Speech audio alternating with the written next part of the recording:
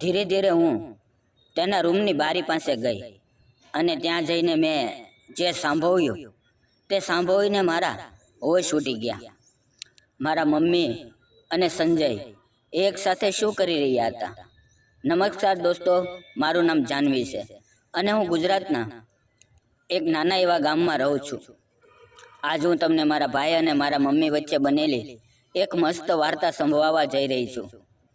મિત્રો, મારા પરિવારની અંદર અમે 4 લોકો રહીએ છીએ. મારા મમ્મી પપ્પા, મારો નાનો ભાઈ સંજય અને હું. મારા પપ્પા અમદાવાદની અંદર મલ્ટીનેશનલ કંપનીમાં જોબ કરે છે અને અમે ત્રણેય ગામડાની અંદર રહીએ છીએ. સંજય મારાથી 3 વર્ષ નાનો છે. તે જોવામાં એટલો સુંદર અને આકર્ષક છે કે ગામની બધી છોકરીઓ તેની દીવાની છે. છોકરીઓ તેને એક નજરે જોયા જ કરે છે, પરંતુ મારા ભાઈનું ધ્યાન હંમેશા ભણવામાં અને પોતાની લાઈફ બનાવવા ઉપર જ રહે છે. આ વાત લગભગ 4 મહિના પહેલાંની છે. મારી બહેનપણીનો આજે જન્મદિવસ હતો. હું તેમના ઘરે ગઈ હતી. અમે બધી સહેલીઓ ત્યાં ભેગી થઈને ખૂબ જ પાર્ટી કરી, ખૂબ જ મસ્તી કરી અને મોડી રાત્રે હું ઘરે આવી. ઠંડી ઠંડી હવા અને પાર્ટીના થાકને લીધે મારા મનમાં હલચલ મચી ગઈ હતી. જ્યારે હું ઘરે પહોંચી તો વાતાવરણ એકદમ શાંત હતું, પરંતુ મારી માટે આ વિચિત્ર હતું, કારણ કે મારા મમ્મી મોડી રાત સુધી જાગતા રહેતા. આજે તે તેના રૂમમાં નહોતા. મેં વિચાર્યું કદાચ વોશરૂમમાં ગઈ હશે, પરંતુ તે ત્યાં પણ નહોતી. ત્યારે મને મારા ભાઈના રૂમમાંથી વિચિત્ર અવાજ આવવા લાગ્યો. મારું દિલ જોર જોરથી ધડકવા લાગ્યું. મને મનમાં કેટલા બધા સવાલો ઊભા થયા. ધીરે ધીરે હું એની રૂમની પાસે ગઈ અને બારીમાંથી નજર કરીને મેં જે જોયું એનાથી મારા હોશ ઉડી ગયા, કારણ કે મારા મમ્મી અને મારો ભાઈ એક સાથે બેઠા હતા અને તેની હરકતો ખૂબ જ વિચિત્ર લાગી રહી હતી. મારી માં મારા ભાઈની ખૂબ જ નજીક બેઠી હતી અને રૂમમાંથી ગજબનો અવાજ આવી રહ્યો હતો. મિત્રો, વાર્તાની અંદર આગળ વધીએ તે પહેલાં આપને નમ્ર વિનંતી છે કે વિડીયોને લાઈક અને ચેનલને સબસ્ક્રાઈબ જરૂર કરો. મિત્રો, આ બધું જોઈને મારા શરીરમાં ઉથલ પાથલ મચી ગઈ. હું વિચારવા લાગી કે આ બધું શું છે? શું મમ્મી અને મારા ભાઈની વચ્ચે કાંઈ ખોટું થઈ રહ્યું છે? આવું વિચારીને હું બેચેન થઈ ગઈ. ઘરમાં આવું બધું થતું હતું ને મને ખ્યાલ જ નહોતો. મેં માંડ મારા પર કાબૂ મેળવ્યો, પરંતુ મારા મનની અંદર એક મોટું તોફાન ઊભું થયું હતું. આખી રાત હું સૂઈ ન શકી. જ્યારે આંખ વીંચવાની કોશિશ કરી ત્યારે મેં જોયેલું દ્રશ્ય મારી નજર સામે આવી જતું હતું. આ શું થઈ રહ્યું હતું? મારી નજરની સામે આવું બની રહ્યું હતું? હું સમજવા માટે નાકામ હતી. મમ્મી અને સંજય વિશે વિચારીને સવાર ક્યારે પડી ગઈ તેની ખબર જ ના રહી. જ્યારે હું સવારે નાસ્તો કરવા ટેબલ ઉપર બેઠી ત્યારે મારા મમ્મી અને સંજય બંને એકદમ સામાન્ય રીતે વાતચીત કરી રહ્યા હતા. એવું લાગતું હતું કે સાંજે કાંઈ બન્યું જ નથી, પરંતુ મારે મારા મનની વાત છુપાવવી ખૂબ જ અઘરી હતી.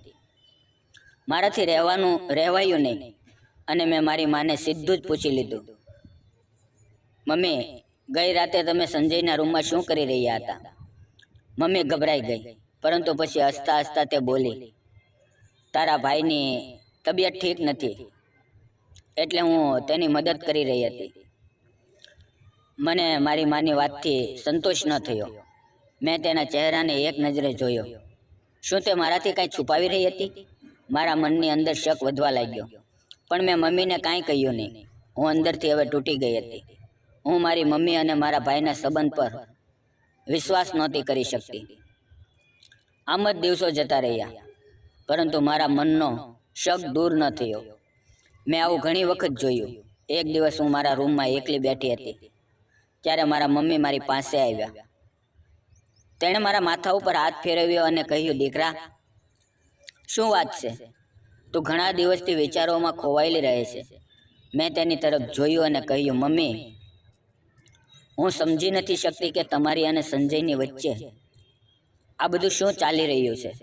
મારી વાત સાંભળીને મારી માં થોડી વાર માટે ચૂપ રહી. પછી તેણે કહ્યું, મારા મનની અંદર જે કાંઈ છે તે બધું ખોટું છે. અને જો તું સાચું જાણવા માંગે છે તો હું તને બતાવું છું. મારા મમ્મી બોલી રહ્યા હતા કે તારા પપ્પા મારાથી દૂર રહે છે, પરંતુ તેમ છતાં અમારી બંને વચ્ચે ક્યારેય પ્રેમ ઓછો થયો નથી. અમે બંને રોજ એકબીજા સાથે વાતો કરીએ છીએ, એકબીજાનો સુખ દુઃખ જાણીએ છીએ. તે નથી તેમ છતાં મેં તમને બંનેને પૂરી જવાબદારીથી સંભાળ્યા છે. તને એવું શા માટે લાગે છે કે હું અને સંજય એટલે કે તારો ભાઈ કોઈ ખોટું કામ કરીએ? તે મારો દીકરો છે. હું ફક્ત તેનો ખ્યાલ રાખી રહી હતી. હવે મને મારી જાત ઉપર શરમ આવી રહી હતી કે મેં મારી મા ઉપર શક કર્યો, અને તે વાત મને અંદર ને અંદર ખાવા લાગી. મારી આંખોમાંથી આંસુ પડવા લાગ્યા. મારી માએ કહ્યું, દીકરા, સંબંધમાં ક્યારેય પણ વહેમ ન હોવો જોઈએ. જો તમને કાંઈ સમજમાં ન આવે તો ખુલ્લીને વાત કરવી જોઈએ. હવે મને લાગતું હતું કે મેં વિચાર્યા વગર કેટલી મોટી ભૂલ કરી છે. મારી માની વાત મને સંબંધ શું હોય છે તે બતાવ્યું. બીજે દિવસે જ્યારે મારો ભાઈ ઘરે આવ્યો ત્યારે મેં તેને જોયો. તેને ચાલવાની રીતે મને થોડી અજીબ લાગી. તે ચાલવાથી પરેશાન લાગી રહ્યો હતો. થોડી વાર પછી મમ્મીએ મને રસોડાની અંદર બોલાવી અને કહ્યું કે ઘણા દિવસથી તારા ભાઈની કમરની અંદર દર્દ છે. સાંજ પડતા તેનું દુઃખ તે સહન કરી શકતો નથી. એટલા માટે હું રોજ તેને કમરની માલિશ કરવા માટે તેના રૂમમાં જાઉં છું. તેણે દવા લીધી છે, પરંતુ રાત થવામાં થોડો સમય લાગશે એવું ડૉક્ટરે કહેલું છે. મિત્રો, વિડીયોની અંદર પસંદ આવે તો વિડીયો લાઇક અને ચેનલને સબસ્ક્રાઈબ કરવાનું ના ભૂલતા. ફરી મળશું એક નવા વિડીયોમાં. ત્યાં સુધી આવજો. વિડીયો પૂરેપૂરો જોવા બદલ આપ સૌ મિત્રોનો દિલથી ખૂબ ખૂબ ધન્યવાદ. વિડીયોની અંદર આવેલા નામ, પાત્ર અને ઘટના ફક્ત કાલ્પનિક હતા. તેનો કોઈ પણ વ્યક્તિ સાથે સંબંધ નથી. ફરી મળશું આવતીકાલે એક નવા વિડીયોની અંદર. ત્યાં સુધી આવજો.